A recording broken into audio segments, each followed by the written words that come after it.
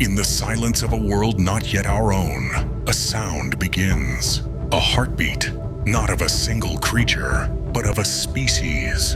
A pulse against the infinite dark.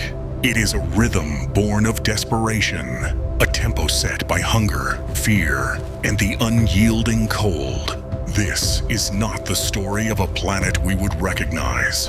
This is the world of the Pleistocene, an age of ice and giants, a world where the line between life and death was as sharp as a freshly napped blade of stone. For nearly 2 million years, our ancestors walked this unforgiving stage. Their story is written not in ink, but in the very fabric of our being, in our fears, our instincts, and our relentless drive to endure. This is the crucible in which humanity was forged. Close your eyes and forget the world you know. Erase the cities, the fields, the comforting hum of civilization. Instead, picture this: a savanna, but colder. A steppe that stretches to the edge of imagination. A land of brutal extremes.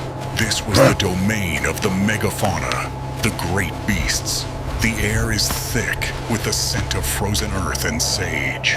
The ground trembles under the weight of creatures that defy scale. For a human, standing barely 5 feet tall, this world was a gauntlet of colossal perils. Every shadow could conceal an ambush predator. Every waterhole was a potential meeting place with a creature that saw you not as a threat, but as prey. The climate was the true architect of this struggle. The planet was locked in a cycle of ice ages. Glaciers advanced, swallowing entire continents in ice a mile thick. Then they would retreat, creating a fleeting, fertile corridor before the cold returned.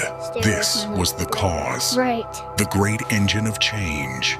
And the effect, a relentless pressure to adapt, to move, or to die. Resources were never guaranteed. A berry patch one season could be buried under a glacier the next. A migratory herd could change its route, dooming a tribe that depended on it. Survival was not a single battle. It was a campaign waged across generations, in a world designed by giants. In this world of giants, humanity had no claws, no fangs, no overwhelming strength. Our ancestors were bipedal, hairless apes in a world of armored tanks. Their greatest weapon was not found in their hands, but in their minds. Strategy, endurance, and a ruthless understanding of cause and effect. The hunt was a days-long symphony of coordinated effort. It began not with a spear, but with observation. Tracks in the mud, a broken branch, the distant plaintive call of a megaceros. To us a sign, to them a chapter in a story they were learning to read.